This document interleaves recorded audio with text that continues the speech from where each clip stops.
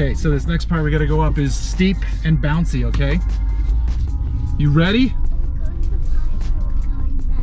That big hill right there. So, this is the 2020 Mercedes-Benz G550. And it is, quite frankly, amazing. I've never driven a G-Class. That's the parking sensor. Hold on.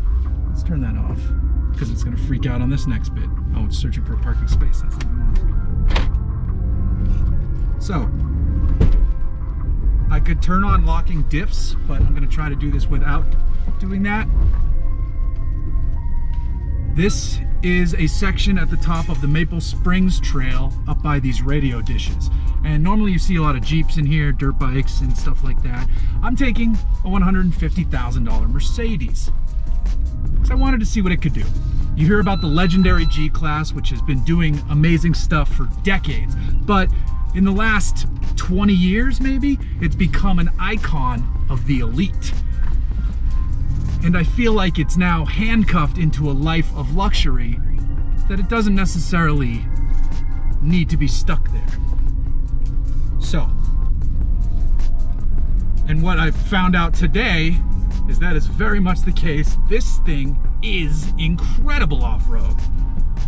I've driven this trail in Range Rovers, in all sorts of Jeep Wranglers and Gladiators. There's a trio of Jeeps in front of me right now.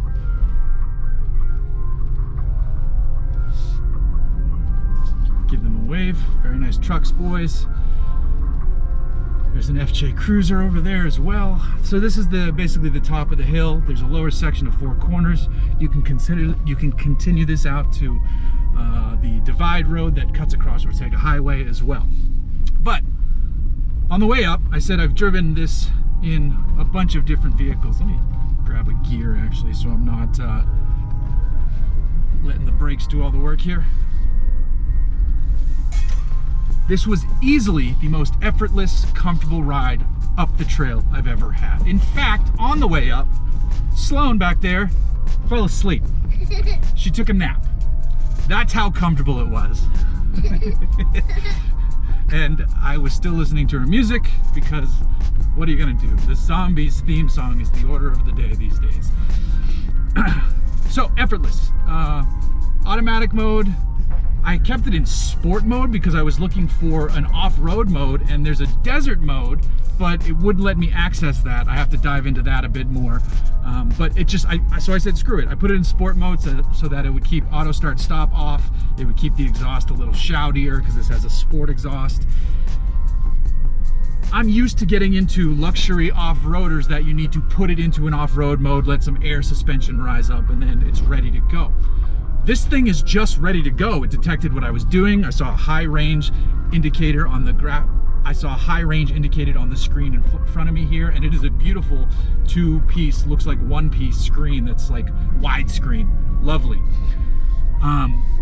So it knew the action. I could put it into low range if I needed to. I haven't. There's 3 different locking differentials I can activate separately or all at once. They're on these toggle switches right here in the center of the dash. So the truck is always ready for business, which I find fascinating, and I didn't expect that because on road, it's also great. We took a 300-mile round trip, road trip the past weekend up to a camping spot, and I was bombing the highways. I was flying in this thing, and it was comfortable, and it is very much like the bank vault you expect it to be in here. There's some wind noise because this is a box, you know, it's a very flat windshield in front of me, but that's not to be unexpected. Considering the shape of this thing is quiet.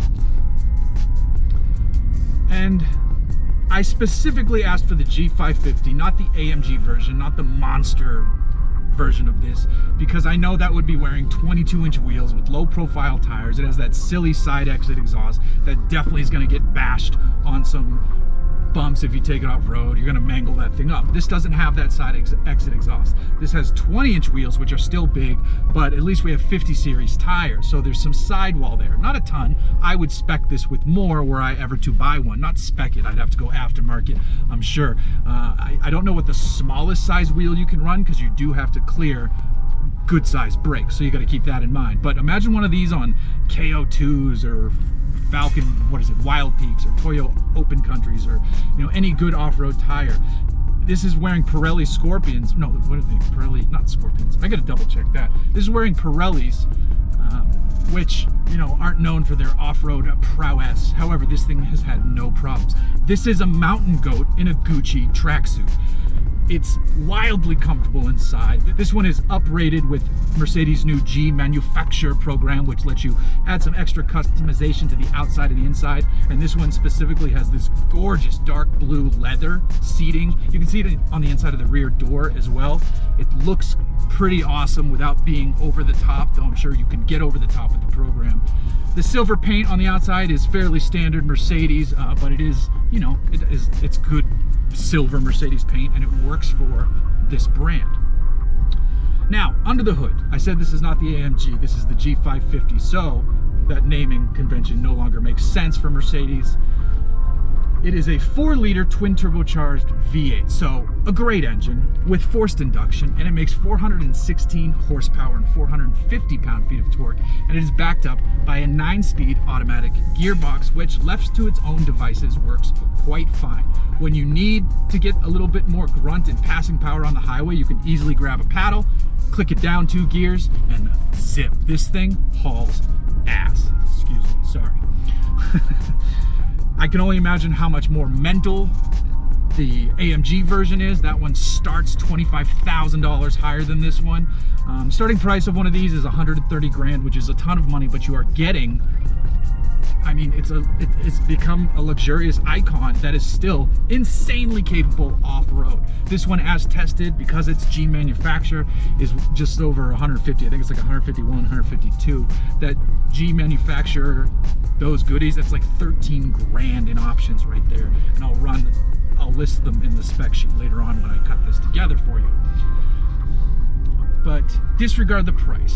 Getting back to G-Class history, I'd never driven a G-Class before. I've heard the prior version of these things was actually terrible to drive.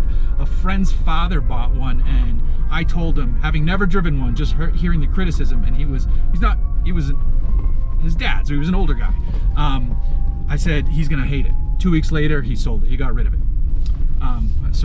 Apparently they drove not how people thought they drove, which was really good off-road. They were just dressed up, military trucks at that point. Now it is still just as capable, maybe more capable, minus the wheels and tires once you swap those out.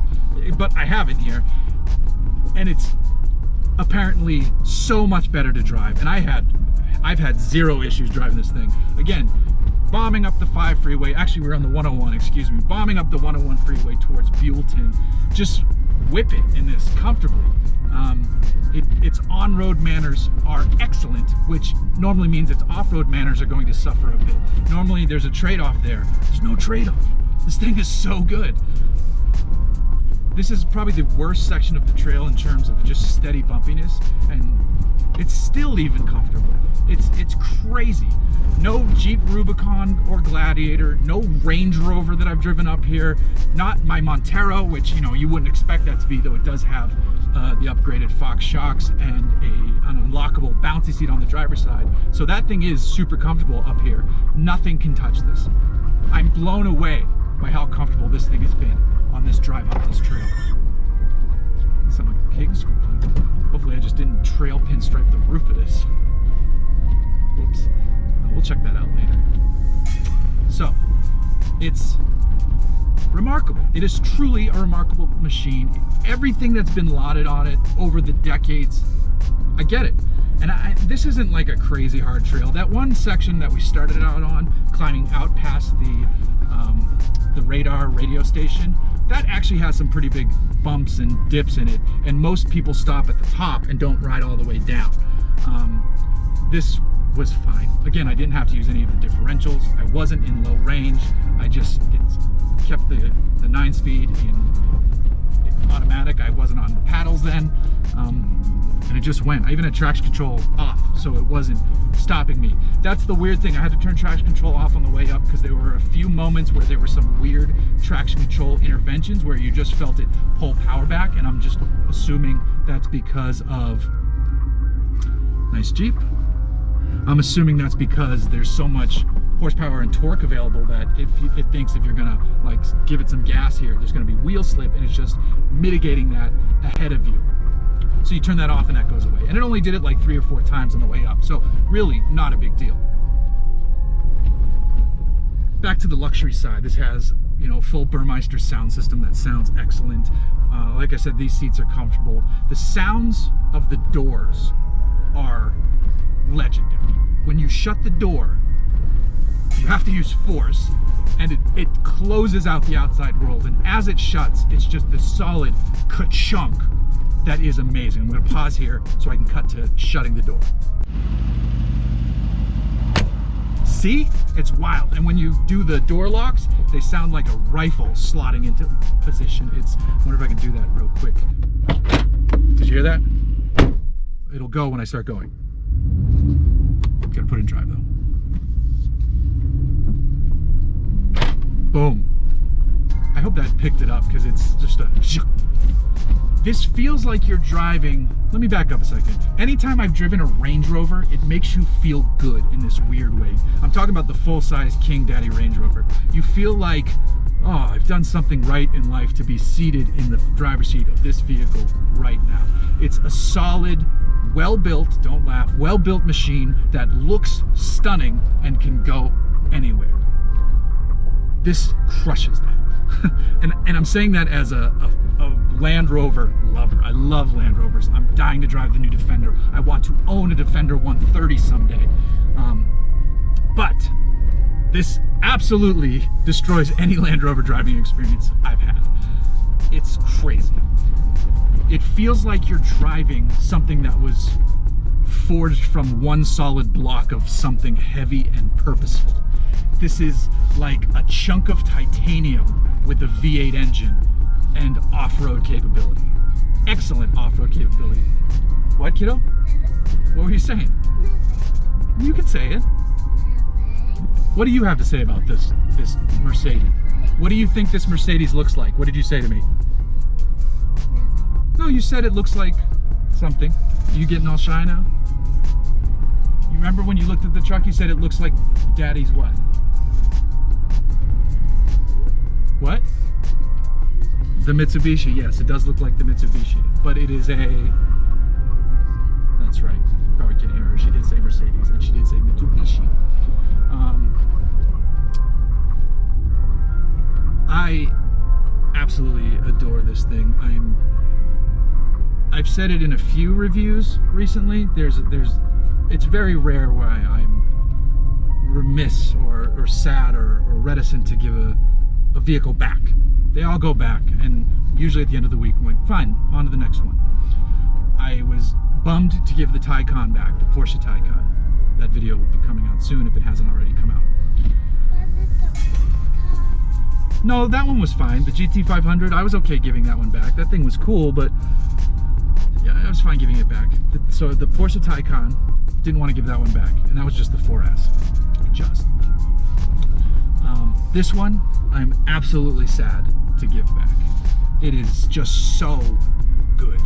It's crazy how good this thing is, and sure, 99 times out of 100, I am sure, no offense to the buyers of these, I'm sure, I don't want to disparage the buyers, but I'll just stick to the dirt part. They likely don't get it dirty unless it splashes a puddle at Whole Foods or Starbucks, or actually fancier supermarkets like Gelson's or whatever. But for those of you who buy these and do take them off-road, look up Matt Explore on Instagram, for example, of someone who bought one to get it dirty. You have made a wonderful decision. because you have a vehicle that is good on road, looks iconically cool to this day, and is absolutely fantastic out here. This thing kicks so much butt, and I love it. Do you like it, Sloan? 2 thumbs up? All right. High five. Good job.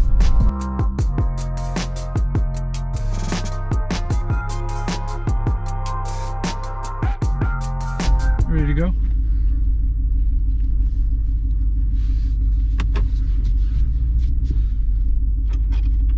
On the Mercedes. On the Mercedes. It's easy to make you laugh.